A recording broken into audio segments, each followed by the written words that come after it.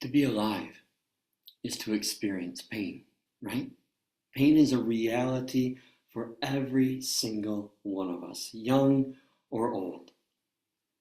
We all experience it, and there's different kinds of pain, isn't there? Sometimes our pain in our life is a pinprick pain, right?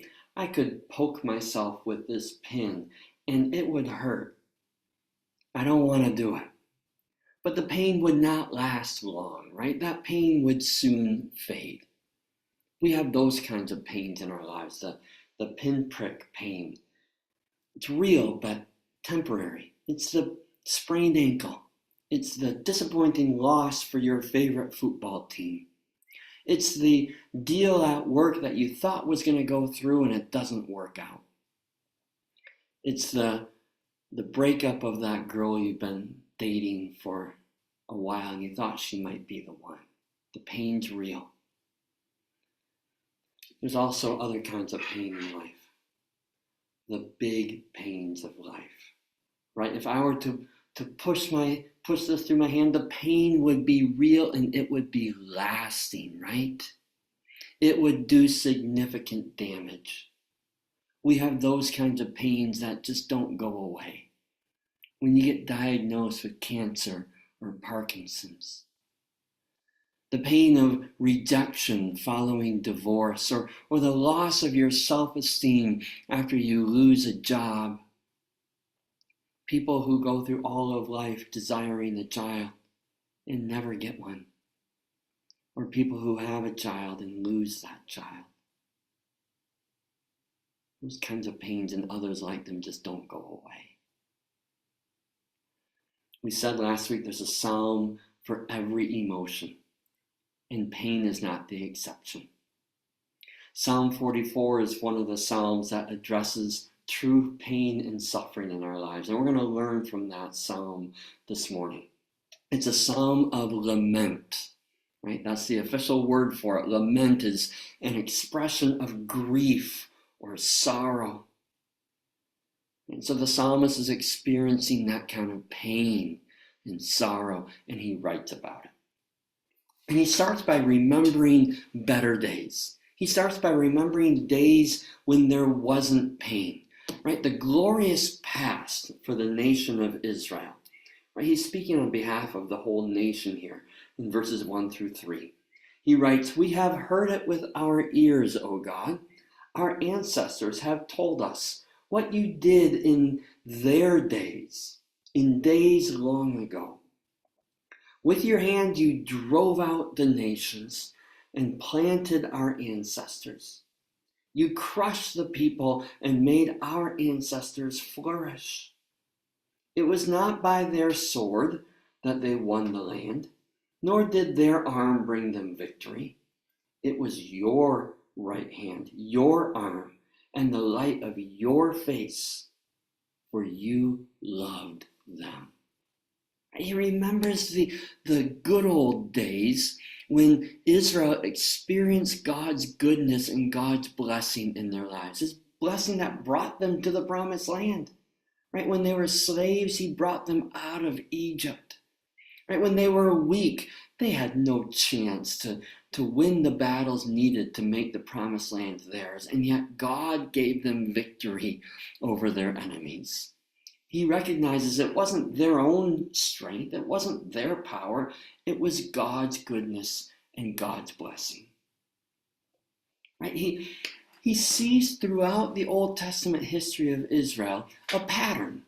The pattern is when the people of God are obedient to God and faithful to him, then blessing comes. And when they are disobedient, when they walk away from God, when they turn away from him, then they experience pain. It's part of the covenant promise that God made with his chosen people. Well, the psalmist next places himself and the current nation of Israel into that history.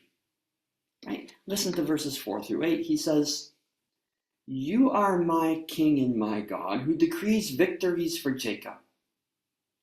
Through you we push back our enemies. Through your name we trample on our foes. I put no trust in my bow. My sword does not bring me victory. But you, God, give us victory over our enemies. You put our adversaries to shame. In God we make our boast all day long, and we praise your name forever. Okay?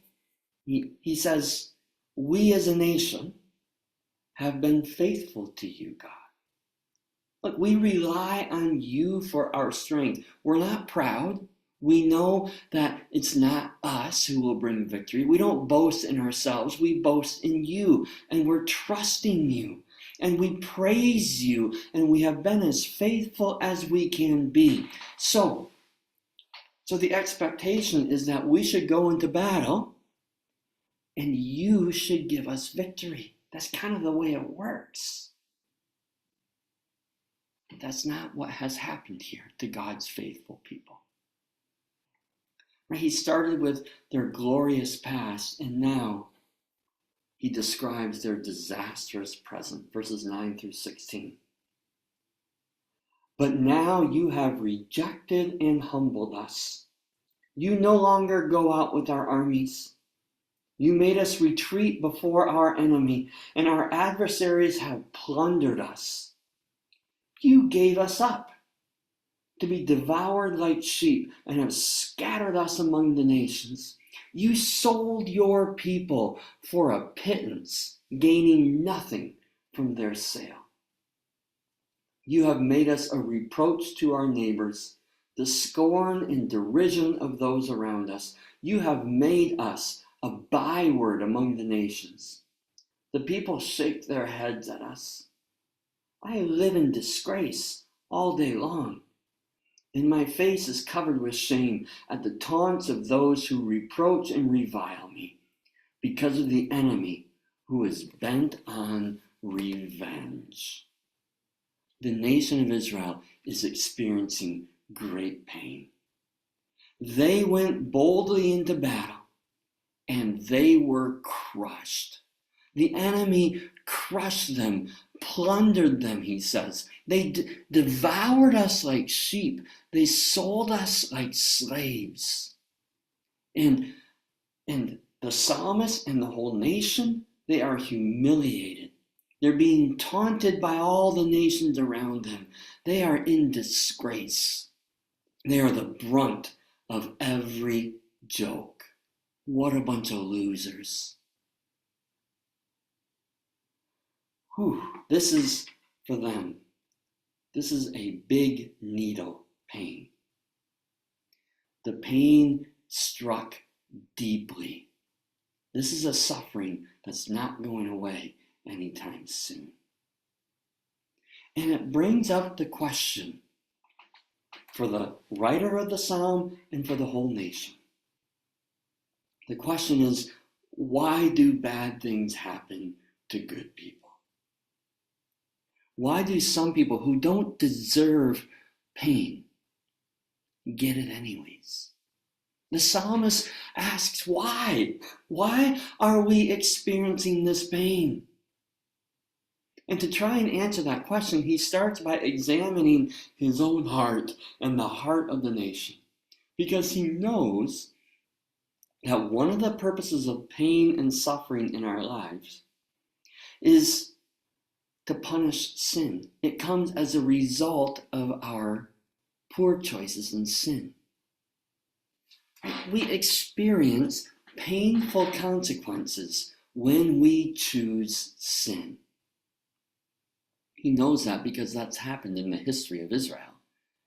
Maybe you remember when they came into the Promised Land, one of the first cities they had to do battle with was Jericho. An impossible, huge walled city. And yet God gave them victory, right? The walls came crashing down. The very next battle they had to face was the tiny little city of Ai. And they knew that this one would be easy. And so they just sent a fraction of their army to go and defeat Ai. And they lost. They were once again crushed and defeated. Why? They went to God and said, why? He said it's because of disobedience. When they defeated Jericho, all of Jericho belonged to God. They were supposed to take none of it as plunder for themselves. And yet somebody did. Somebody stole from God and hid a little bit of the wealth for themselves. And as a result, they lost the battle because of disobedience, as a consequence for their sins. Later on in the history of Israel, you see it again in the story of the priest Eli. Eli and then his sons who grow up to be terrible priests. They aren't following God. They're disobedient. They're abusing their priesthood. And in their evil, they take the Ark of the Covenant, the symbol of the presence of God, out into battle with them, into battle against the Philistines, using it as a good luck charm, even though God told them not to do it. And because of their disobedience, they lose the battle. The ark is captured, and Eli's 2 sons die. Consequence to their sin.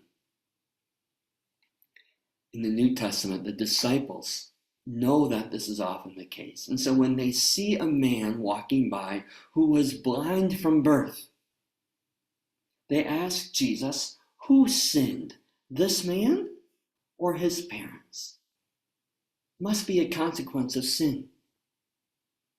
That's what we can so easily understand, right? You drink too much alcohol, you suffer the pain of a hangover. You smoke too many cigarettes, you might experience the pain of lung cancer.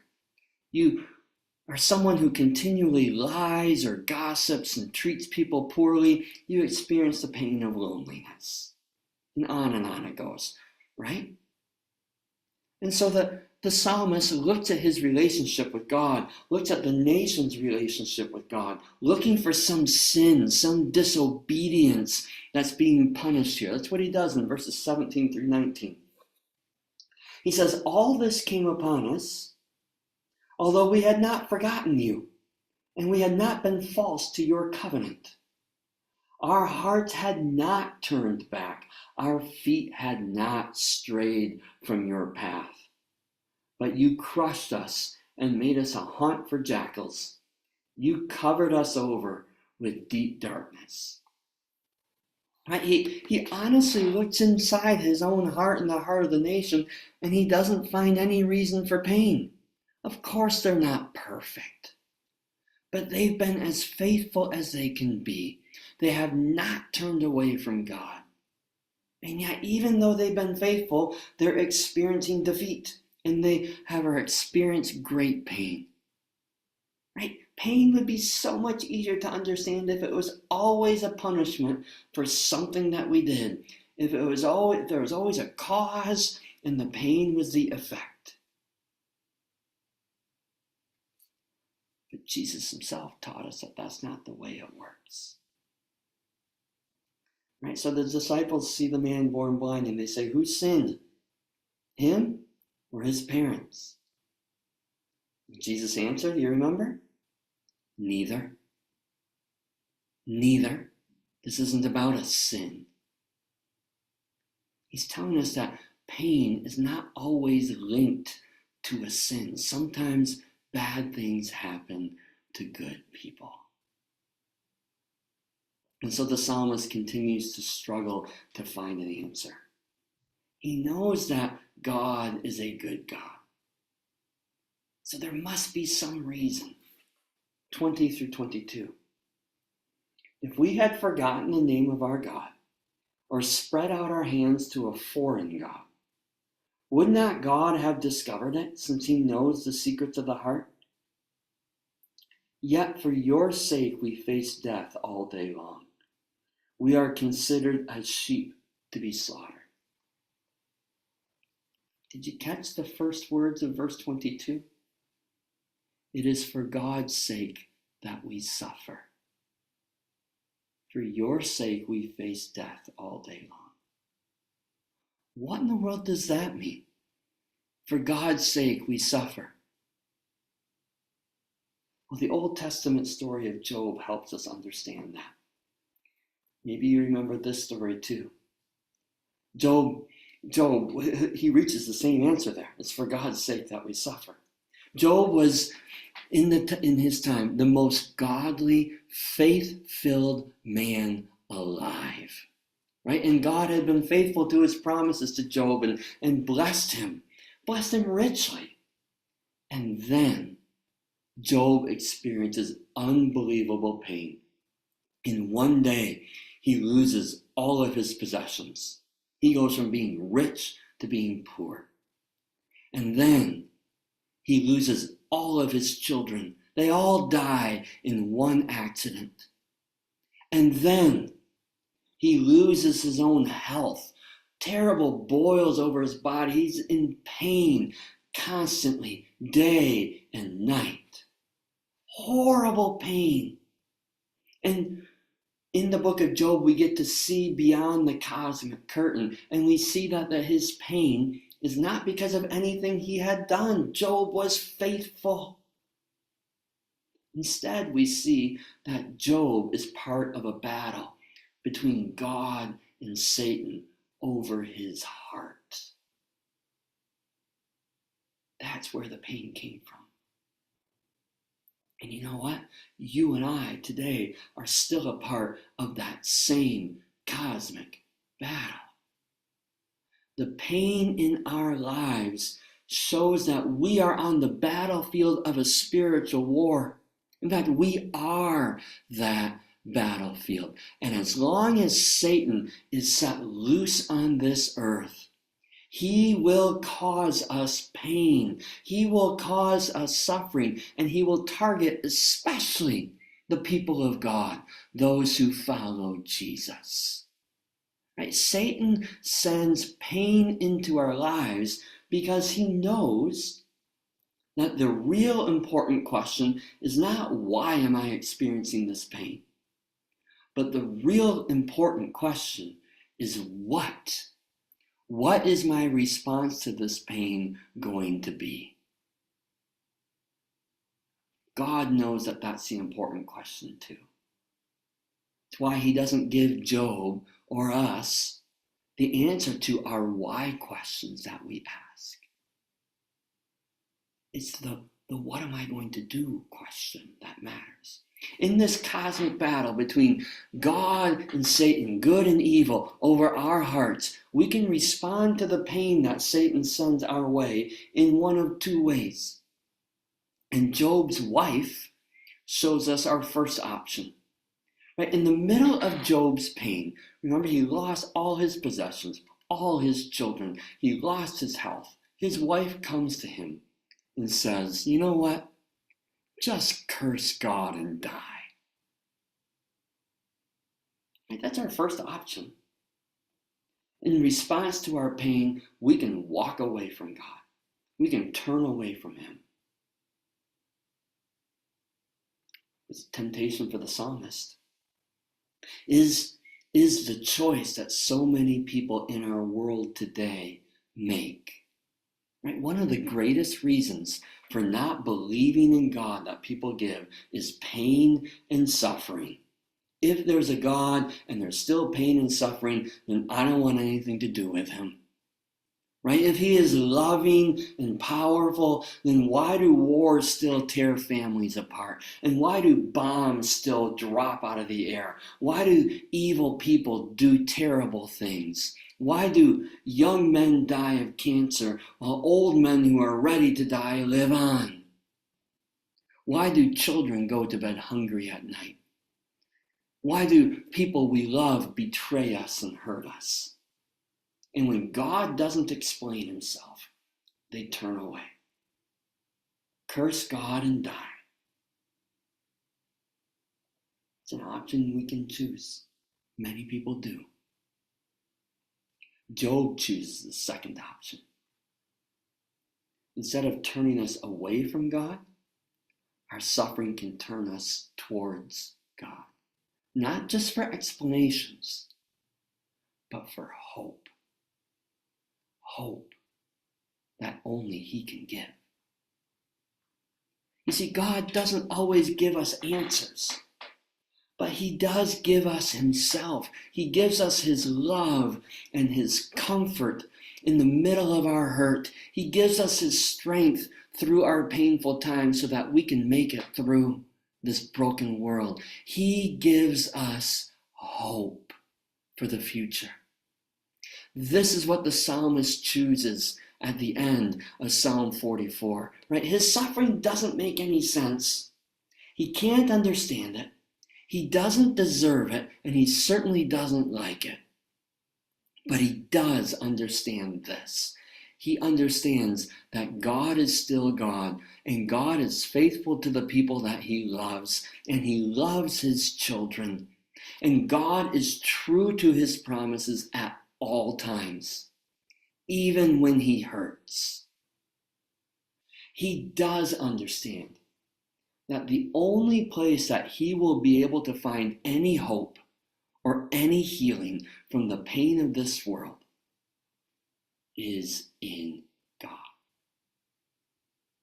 His pain brings him closer to God, not farther away from him. Listen to verses 23 through 26. He ends by saying, "Awake, Lord. Why do you sleep? Rouse yourself. Do not reject us forever. Why do you hide your face and forget our misery and oppression? We are brought down to the dust. Our bodies cling to the ground. Rise up and help us. Rescue us because of your unfailing love." He knows his only hope is in God. God, I'm turning to you. Rise up and rescue. Right? So often we focus only on the why question of our pain. And in our focusing on why, God, give me an answer as to why, we fail to answer appropriately the what question.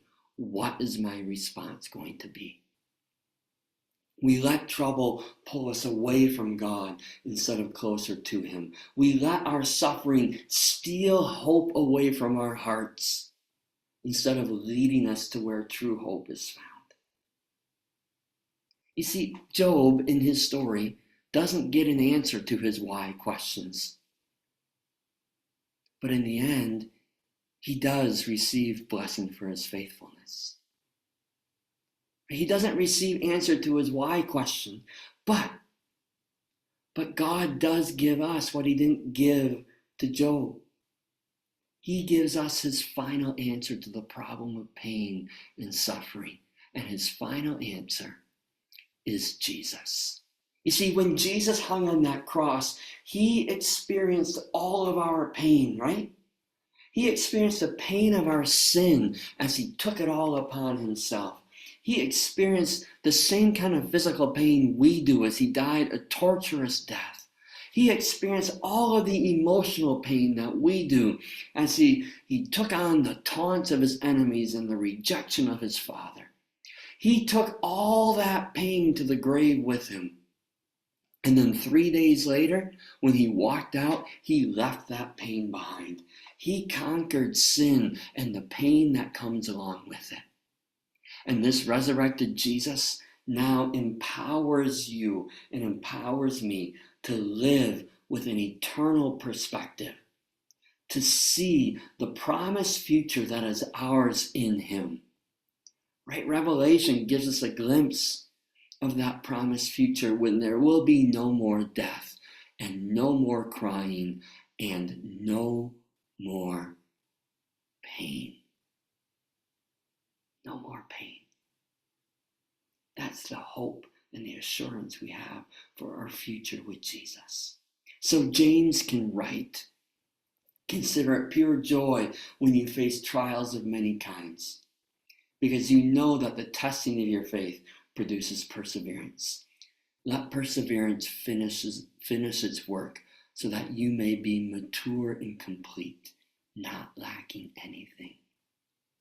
He says, consider it joy when you face trials, when you suffer. Yes, consider it joy when that suffering pulls you closer to God, makes you more spiritually mature, lacking nothing. It makes you strong in him.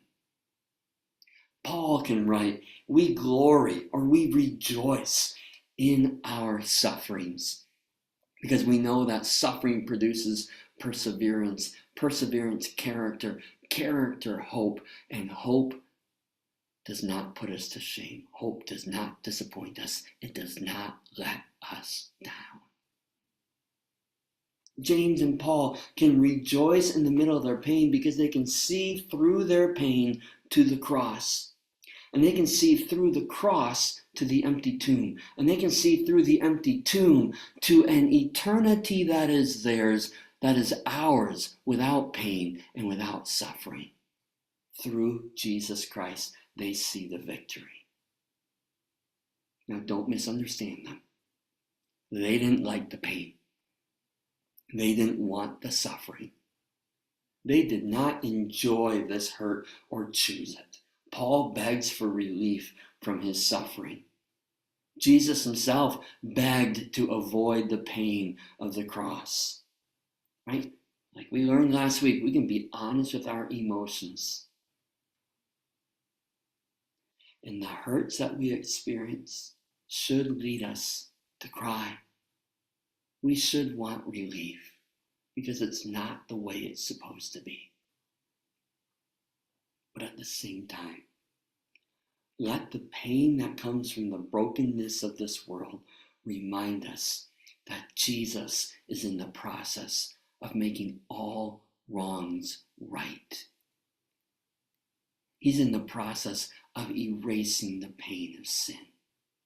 And that's what gives us strength for today and the bright hope for tomorrow, right? It's that promise that pulls us closer to God.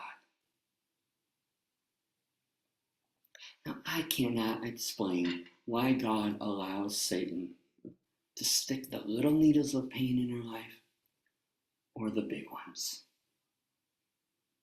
Nothing that I say is going to be able to make sense of all your suffering. I'm not going to pretend to be able to do that because God didn't do that for us.